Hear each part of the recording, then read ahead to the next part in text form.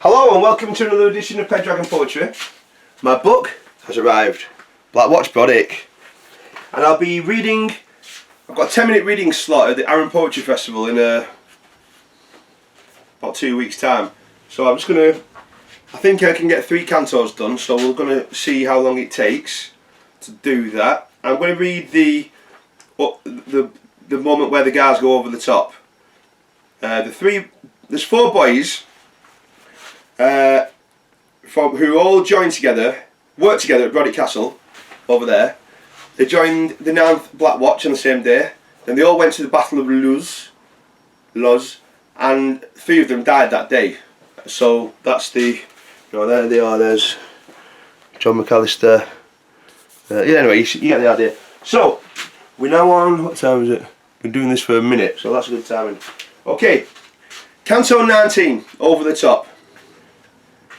The greatest battle of the Scots lurches towards its breaking. Thoughts cloying, stomach pits in knots. How long's the twilight taking? Dawn light like water struggles in, rain promising, as lads from heaps of limbs sleep snuggled in, cast off the cloaks of nomads. Puffing under the parapet's immovable rampart, 100,000 cigarettes await the gig to start. As tea's brewed up, as hot soup poured, as razors smooth the cheek, the armies like a pirate moored, ready to raid and wreak, ready to slay Les Boches today, most pleasurable of pursuits, to fetch back hame a coat of grey and a pair of marching boots, a helmet and a Mauser too, but first they'll have to bag one. When such a vast hullabaloo exploded gun on gun, howitzers, 18-pounders sound symphonies of flying fish, like shrieking birds shells shook the ground, in smoke the Huns' lines vanish. Time passes porous with suspense, drags on or rushes by, awaiting evanescence when the days solidify. As to them 0 hour doth sweep on hooves of adamant. Captains boom out with vocals deep to every regiment. All ranks all prove to Scotland we were able to uphold traditions of the North Country most glorious of old. For Highlanders have ever been the finest of all fighters, whether for chieftain, prince or queen, no force could e'er outmight us. As for the Black Watch, we shall go most fast, most firm, most far. A former brawler from Glasgow, slow fingers his cheek scar, an Airdrie lad blessed him above for stealing him undaunted, while others loved their lady love, like George Goldthorpe thought chaunted. O gentle wind that blows from south to where my love repaireth, convey a kiss to her dear mouth, and ask her how she fareth. For evermore shall Sarah be my only true desire. In such diffused tranquillity, mused Woolley McIntyre, to do one's duty must be done, whose nerves had turned to stone. That tighter gripped his rifle gun with heightened muscle tone. McAllister spat, sung, touched wood. Beside him, young Pete Curry did calculate the likelihood of deaths for those that worry. Cautious or brave, which course is best? Thought he. Should I be hero, or can he crawl from crest to crest? Long time deed. Hand struck 0. The barrage halts, the silence sets, the seconds overloaded. Company! Fix bayonets! Throughout the front line ordered. As sharpened spikes are firmly fixed, the sudden infestation of polarised emotions mixed, hysteria, exultation. Is everybody ready? Sir! As back hairs, neck hairs bristle.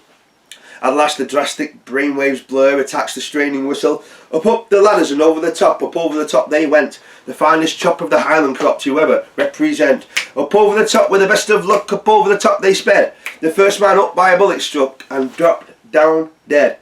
Up over the top and onto the plain, then over the grain, then born, where barbed wire bush and a bramble bane spread like the low lean thorn. The Black Watch pipers striking chords played hailing laddie loudly. Up rousing hearted marched towards their enemies most proudly. With heads held high, no craven host, eyes firmly forging forth, craving to do their uttermost for the honour of the North. When sighting Hohenzollern and Mound, ahead men caught their breath. Among that slag heap battleground, they'll jest the dawn with death. So how long did that take? Yeah, 3 minutes 40. No Man's Land, Canto 20. How hard I trained true-hearted men for this elusive moment. On, steady, in platoons of 10, the Black Watch went. Though pipes did strike a Spartan pace, no spirit needed stirring. The valourness of Fingal's race was every footstep spurring. With impetus and Eastro high marched Scotia's soldier bards, a sergeant majors next to die those hard 200 yards.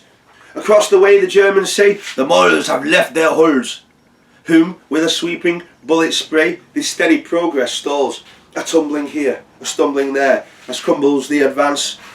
One solid mass now spaced with air, unsown by happenstance. Roped from the random wheel of war, men spun upon roulette tables, with heaven as their warrantor, them framed as Cain's and Abel's. A rat-a-tat, a rat-a-tat, a rat-a-tat, death roams, lead scattering this way and that in gory honeycombs. For 30 yards they brave the burst, then drop as if in training, when synchronicity rehearsed avoids the hell-hail raining. Alas, the facing firing trench hath swiftly sussed the tactic of holding triggers till each wrench of khaki barks up stick.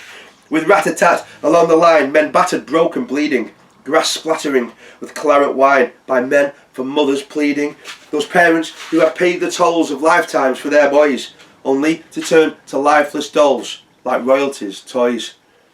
Oh, 'tis a terrifying thing to walk towards one's death. This step I take, is there a sting? Is this my final breath?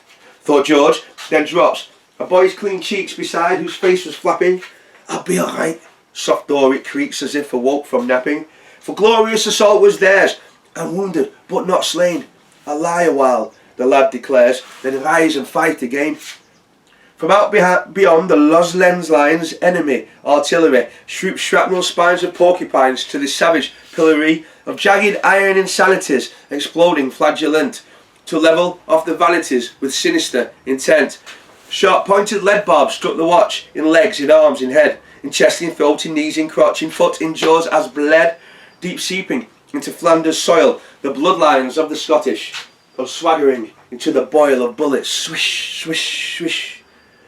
As Woolley McIntyre did stride across the field of view, men fell away on either side, and now he takes one too. He hit the ground, he tasted dust, he knew his life was ending. His plans of youth and age all crushed, the cloak of death descending.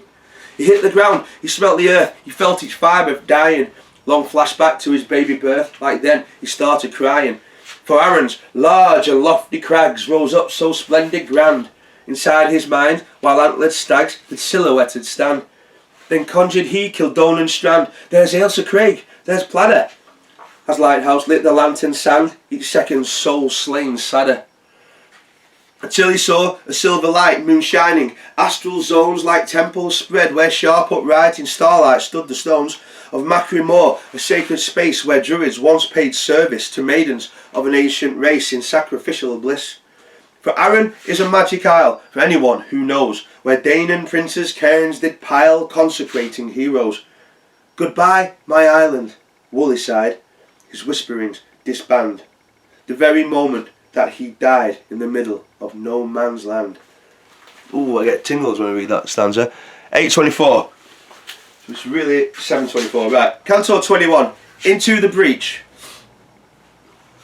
Heroic, stoic, stern with clout, men close towards their foes, encroaching on a stout redoubt they've called the Jewish nose, as murder's prattling rattles peak at life and limbs exacting, as eyeballs rest upon the cheek, lungs in and out contracting, most horrendous exhibitions of complex anatomy, crudely sculptured by munitions of this vicious enemy.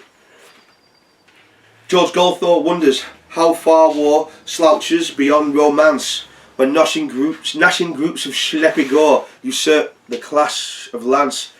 Despite the firestorm's withering, no thought was sought for stopping, leg wounded lads and swithering still forwards go hop-hopping, when following their leaders on through terror's vaults unsealed, exhorting leaders one by one court death upon that field. McAllister passes rantings of captains blood profuse, singing swinging swan songs, chantings, Latin verses most obtuse. Beside them screams Lieutenant Hales, clutching his stomach squirting. For morphia he begs and wails, awfully disconcerting. Though Major Henderson's concussed and noble blood flows slowing, strength found enough to raise his pus. Pure Barry, lads, keep going. Brave Hamilton waves back his men, sieve riddled, dying fast. I'm nae worth rescue, lads, ye ken. As now his men amassed before the Jew's nose, rudderless, and charged it gallantly. Defying death on bloody crest, men died valiantly. trying to hack through tangle wire, shell fire had failed to cut, formed piles like branches on a pyre of bodies rising glut, of carnage indescribable. At last the Black Watch reach a battle recognisable, gone bursting through the breach. They've dropped into chaotic ditch of bodies, clods and pebbles. To a pack of pouncing panthers switch like royals routing rebels, or living things that move with shot, or struck and struck straight through like spitted meat. Ach nee, mein Gott! Each second split miscue. Stab, throttle, slash, rage unconfined, serve son of Trojan bloodlust. Through chest, back, throat, so smooth and kind, track bayonets that thrust. It's fectal for Fritz and all those bro lads wearing tartan. The Hun soon huddle big or small like kids at kindergarten. Pleading for life, subdued and cowed, hoping because they'd halted their killing spree when scything ploughed through black boys unvaulted. They'd let them live, as are the ways of war twixt noble nations. A bloody nuisance, Curry says, but being good creations of Scottish values, hearth and kirk, good hearts save murderers' lives and pat them off to payless work in a prison camp by St. Ives. The whole event 5 minutes took the front line for to clear. The battle on a tenter hook shifts to a higher gear. On and onwards, glory, cried the corporals in command, for all the other ranks had died or damage could not stand. With an intoxic battle cry, the paths of slaughter chosen, as when Hellenic heroes fly across the plains of Trojan, as when Scots greys did dash about the columns of the Arlon.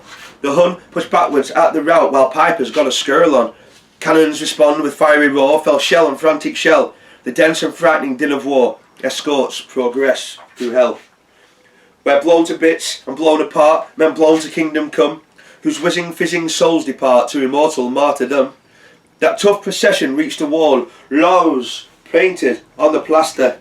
They might just win this after all, despite the dawn's disaster.